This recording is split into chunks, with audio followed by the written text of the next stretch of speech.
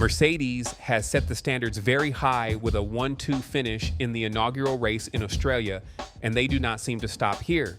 It seems like the Brackley-based squad has now found a way to prevent other teams from catching up, as Ferrari and Red Bull could be in big trouble regarding the process of closing the gap to Mercedes. Can Toto Wolff's team find a loophole? And more importantly, will making the car slower actually work in order to keep the rivals behind? There's no question about it. Mercedes has done its homework for 2026. Whether we like it or not, their car seems like the most competitive one, at least on low downforce circuits, and the usage of the battery as well as the ICE power seems to be in perfect balance. However, the FIA had one thing clarified. We are not going to let a 2014-like scenario where Mercedes was the one who rushed away at the front and never looked back at their competition happen. That's why there is one very important rule that we need to mention here and how Mercedes is planning to circle around it. If a team's engine is between 2% and 4% off the best performing power unit, which in this case is Mercedes, then that team in question can bring one update after races 6, 12, and 18, while any engine that's more than 4% slower than the best power unit can bring 2 updates.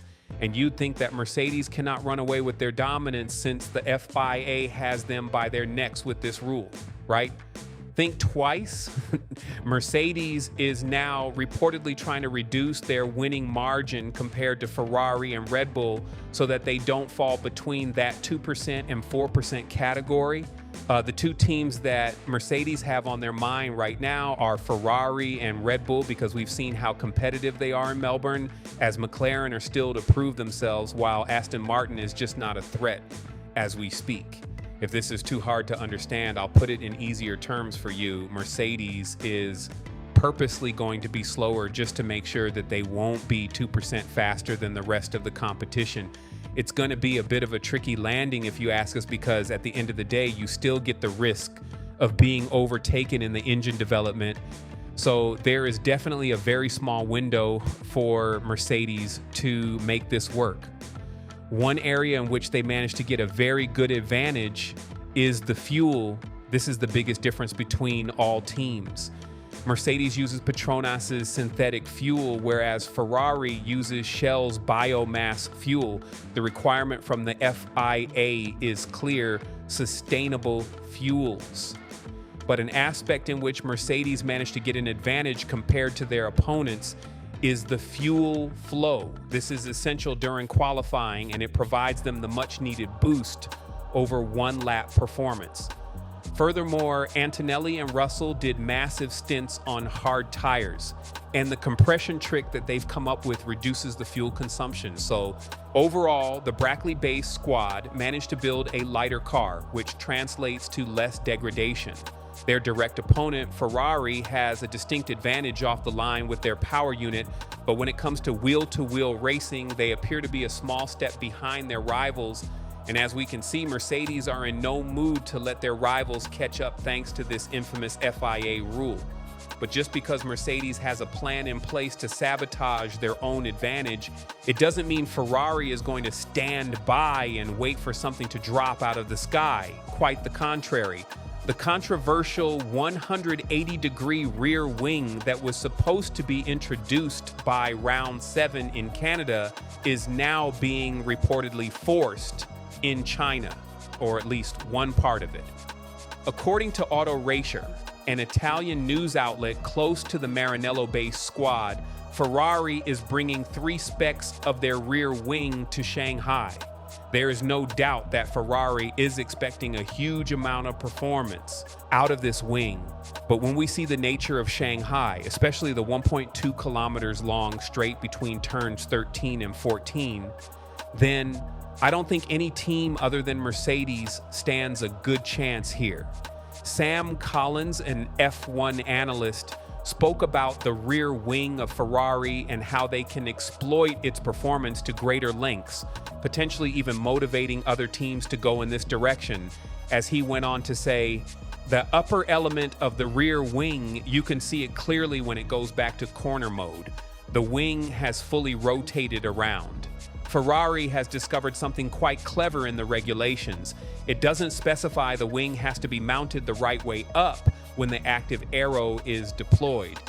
Still, Vasseur was a bit skeptical when it came to introducing this rear wing in China, as he said that the team had only 1 week to go.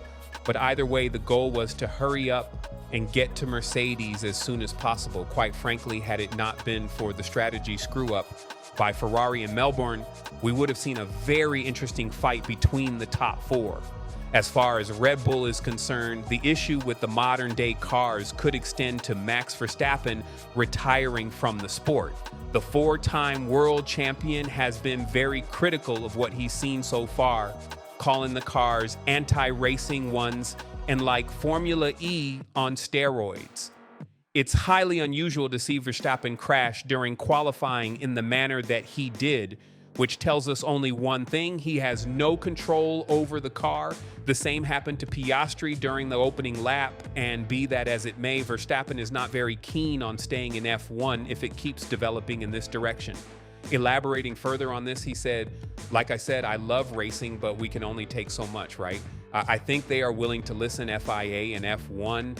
I just hope, of course, that there is some action. I mean, it's not that I am the only one saying it. I think a lot are saying it. If it's drivers or fans, we just want the best for the sport. It's not like we are critical just to be critical. We are critical for a reason. We want it to be F1, proper F1 on steroids. Today in Melbourne, that, of course, was, again, not the case. Lando Norris joined in this commentary of his 2025 championship rival, saying that F1 has gone from great to worse in a matter of 1 season. And you'll probably point out the fact that McLaren was dominant in a season where nobody else could catch up to them.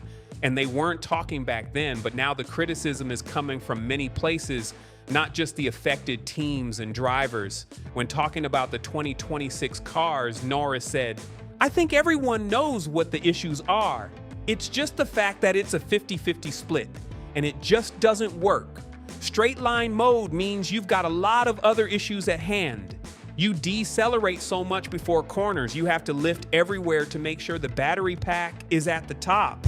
If the pack's too high, you're also screwed. It doesn't feel good as a driver, but I'm sure George is smiling. We've come from the best cars ever made in Formula One and the nicest to drive to probably the worst. It sucks, but you have to live with it.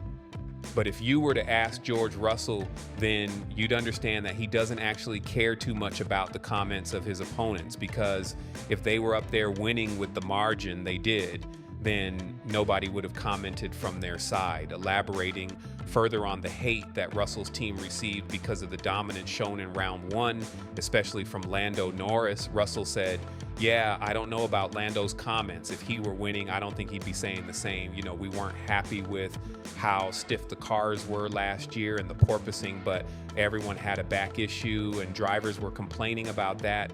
But McLaren said there was no porpoising, even though we watched their car and they were porpoising.